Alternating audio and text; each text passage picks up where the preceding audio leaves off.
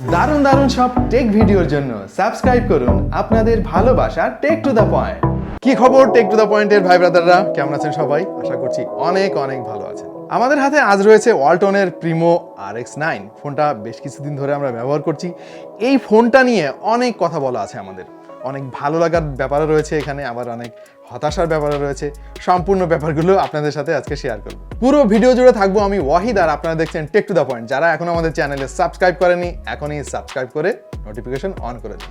তবে সবার আগে চলুন দেখে আসি এর বক্সে কি কি রয়েছে। ফোনটা তো আমি আগেই বের করে ফেলেছি, বক্সে আর কি কি রয়েছে চলুন দেখে আসি। এই হচ্ছে ওয়ালটন RX9 এর বক্স। আমরা বক্সটা খুলেছিলাম একটু আগে ফোনটা বের করার জন্য, আপনাদেরকে বাকি অংশ দেখাচ্ছি। দেখতে পাচ্ছেন প্রিয় দর্শক, ফোনের নিচের যে কম্পার্টমেন্ট, এখানে রয়েছে ওয়ারেন্টি কার্ড, তারপরে পেয়ে যাবেন একটি স্ক্রিন প্রোটেক্টর। তারা খুব ভালো একটা কাজ করেছে, এখানে একটা স্ক্রিন প্রোটেক্টর দিয়ে দিয়েছে। এরপর দেখতে পাচ্ছি একটা সিলিকন ব্যাক কভার দিয়ে দিয়েছে তারা, যাতে আপনার ফোনটা অনেক বেশি সিকিউর থাকে। পাশাপাশি দেখতে পাচ্ছি একটা 80 ওয়াট ফাস্ট চার্জার, আর রয়েছে একটি ডেটা কেবল, আর সিম ইজেক্টর পিন তো রয়েছে। ফোনটার ডিজাইন নিয়েই আমরা আমাদের আজকের ভিডিওটা শুরু করতে চাই, কারণ ওয়ালটন RX9 আপনার হাতে নিয়েই প্রথমে যে জিনিসটা আপনার নজর কাড়বে সেটা হচ্ছে এর ডিজাইন। এবং নিঃসন্দেহে এটা ওয়ালটনের অন্যতম সেরা ডিজাইনের একটা ফোন, এবং রিসেন্টলি অনেকগুলো ফোনে আমরা খেয়াল করছি ওয়ালটন ডিজাইনিংয়ে দারুণ নজর দিচ্ছে, এবং RX9 তার ব্যতিক্রম নয়। ওভারঅল আমার কাছে অনেক ভালো লেগেছে, বেশ প্রিমিয়াম একটা ফিল পাবেন। পেছনে কিন্তু গ্লাস ফিনিশ মনে হচ্ছে আমার কাছে, বাট এটা কিন্তু সম্ভবত গ্লাস নয়, গ্লাস এবং প্লাস্টিকের কম্বিনেশন একটা ম্যাটেরিয়াল এখানে ইউজ করা হয়েছে। বাট যাই হোক না কেন, এটা আমার কাছে বেশ প্রিমিয়ামই লাগছে। আর একটা ভালো ব্যাপার খেয়াল করলাম, সেটা হচ্ছে এখানে কিন্তু ক্যামেরা বাম্পের কোনো অস্তিত্ব নাই। তার মানে হচ্ছে ফ্ল্যাট সারফেসে মোবাইল রাখলেও কিন্তু ওয়েবেল করবে না।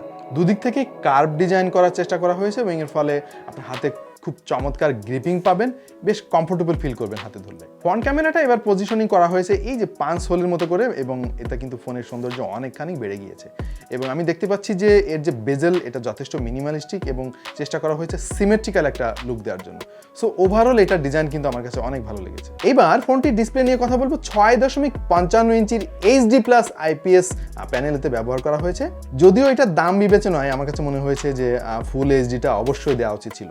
যাই হোক, এর টাচ রেসপন্সিভনেস কিন্তু খুবই ভালো, এবং ভিউইং অ্যাঙ্গেল নিয়ে আমার কোনো কমপ্লেন নাই। যদিও ডে লাইটে ব্রাইটনেস নিয়ে আমার একটু কমপ্লেন রয়েছে, কারণ ফুল ব্রাইটনেসে অনেক সময় আমাকে স্ট্রাগল করতে হয়েছে। পাশাপাশি এটা ডিসপ্লেতে কোনো প্রোটেকশনও ব্যবহার করা হয় নাই, এটাও আমার কাছে একটু ফ্রাস্ট্রেটিং লেগেছে। তবে ইনডোর কন্ডিশনে এর কালার যথেষ্ট পাঞ্চি, এবং আমার কাছে মনে হয়েছে বেশ ভালোই কন্ট্রাস্ট রয়েছে এতে। সো ওভারঅল এই ফোনটার ডিসপ্লে দাম বিবেচনায় যেমনটা হওয়া উচিত ছিল, আনফর্চুনেটলি আমার কাছে তেমনটা মনে হয় নাই। সো ডিসপ্লে সেকশনে আমি খানিকটা ডিসঅ্যাপয়েন্টেড। এবার চলে আসি এটার হার্ডওয়্যার সেকশনে।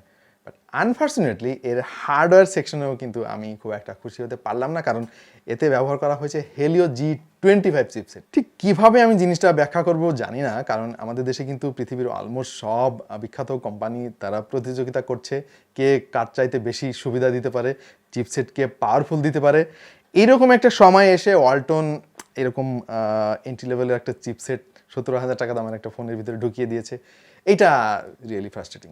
Helio G25 চিপসেটের সাথে পেয়ে যাবেন অক্টা-কোর CPU, আর র্যাম পেয়ে যাবেন 4GB, সাথে রয়েছে 128GB ইন্টারনাল মেমোরি, যেটাকে আপনি চাইলে এর মেমোরি কার্ড স্লট ব্যবহার করে 256GB পর্যন্ত বাড়াতে পারবেন। তবে ভালো দিক হচ্ছে এদের Type-C কানেক্টিভিটি পেয়ে যাবেন, এবং ফাস্ট চার্জিং তো রয়েছে, ফলে খুব দ্রুত আপনি এতে চার্জ দিতে পারবেন। সফটওয়্যার হিসেবে পেয়ে যাবেন Android 11, এবং সেই সাথে ওয়ালটনের নিজস্ব UI।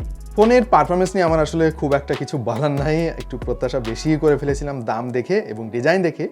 যাই হোক, আমরা আন্তর্জাতিক স্কোর পেয়েছি 1,03,055, এবং গিগবেঞ্চে সিঙ্গেল করে 147 এবং মাল্টি করে 806। একজন টেক রিভিউয়ার হিসেবে আসলে এই কথা আমাকে বলতেই হচ্ছে যে এটা অনেক কম স্কোর। ওয়ালটনের কাছ থেকে আসলে আমরা আরও বেশি প্রত্যাশা করি। তারা বারবার এই চিপসেটের জায়গায় গুরুত্ব কম দিয়ে ডিজাইনিংয়ের দিকে বেশি গুরুত্ব দিচ্ছে। এইটা আমার মনে হয় এর কাছ থেকে বের হয়ে আসা উচিত ইমিডিয়েটলি ওয়ালটনকে। অলরাইট, পারফরমেন্স নিয়ে তো শুনলেন প্রিয় দর্শক, আমি এখানে অনেকটা ডিসঅ্যাপয়েন্টেড, আমার কথা শুনে আপনারা বুঝতে পেরেছেন। এবার চলেন ঘুরে আসি এর ক্যামেরার জগৎ থেকে। এর পেছনে রয়েছে কোয়াড ক্যামেরা সেটআপ, যার মেন সেন্সরটি 16 মেগাপিক্সেলের, পাশাপাশি রয়েছে 5 মেগাপিক্সেলের একটা আলট্রা ওয়াইড সেন্সর, এবং 2 মেগাপিক্সেলের একটা ডেপথ সেন্সর, আরও রয়েছে 2 মেগাপিক্সেলের একটা ম্যাক্রো সেন্সর। ভেবেছিলাম ফোনটার চিপসেট একটু দুর্বল, হয়তো ক্যামেরায় এখানে বেশ পুষিয়ে দেবে আমাকে, চমৎকার ছবি পাবো। বাট সত্যি কথা বলতে কি, এর যে ক্যামেরার পিকচার কোয়ালিটি, এটা দেখেও আমি অতটা খুশি হতে পারলাম না। আমি খুবই দুঃখিত, আমাকে এভাবে বলতে হচ্ছে। বাট আনফর্চুনেটলি এর কাছ থেকে আরও অনেক বেশি ভালো ছবি আমি প্রত্যাশা করেছিলাম। তবে আপনি যদি স্টেডি হাতে ছবি তোলেন এবং এর এআই অপশনটা অন করে রাখেন, তাহলে মোটামুটি ছবি আপনি পেতে পারেন। এটার যে সাবজেক্ট সেপারেশন আমি খেয়াল করলাম পোর্ট্রেট ফটোগ্রাফিতে, এইটা আমি এভারেজ মানের বলবো। কোথাও কোথাও ব্যাকগ্রাউন্ড ব্লার করতে গিয়ে আপনাকেই ব্লার করে ফেলবে। পাশাপাশি এর ছবিতে ডাইনামিক রেশিও খুব একটা সুবিধার মনে হয়নি আমাদের কাছে। তবে শাটার স্পিড অনেক ফাস্ট ছিল, এই একটা ব্যাপার আমার কাছে পজিটিভ মনে হয়েছে। এবার চলে আসি এটার সেলফি ক্যামেরার কোয়ালিটিতে। সামনে ব্যবহার করা হয়েছে 20 মেগাপিক্সেলের একটা সেন্সর এবং আমি অনেকটা আশাবাদী ছিলাম যে অন্তত এর সেলফি ক্যামেরায় চমৎকার সব ছবি পাবো। বাট আমি ঠিক জানি না ঠিক কী কারণে, সম্ভবত আমার এই ডিভাইসে কোনো প্রবলেম কিনা নাকি সবারটায়, এর তোলা প্রত্যেকটি সেলফিতে আমি খেয়াল করলাম যে সাবজেক্টকে ফোকাস না করে ব্যাকগ্রাউন্ডকে ফোকাস করছে।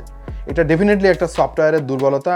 ইমিডিয়েটলি ওয়ালটনকে এটা সফটওয়্যার নিয়ে কাজ করা দরকার, তা নাহলে কিন্তু বেশ বদনামি হয়ে যাবে এই ফোনটা নিয়ে। এই বিষয়টা আপনাদেরকে আরেকটু স্পষ্টভাবে বোঝানোর জন্য আমি ভিডিও করছি এই মুহূর্তে, এবং দেখতে পাচ্ছেন যে ওই যে আমার পেছনে যে জিনিসপত্রগুলো দেখা যাচ্ছে ওইটা খুব স্পষ্ট। বাট এই যে আমার মুখের কাছে আনলেই বা দূরে আনলে যেখানে রাখি না কেন, দেখবেন আমার মুখটা ঘোলা ঘোলা। তার মানে হচ্ছে এটা কিন্তু ব্যাকগ্রাউন্ডকে ফোকাস করছে এবং আমাকে সাবজেক্টকে কিন্তু এটা ফোকাস করছে না।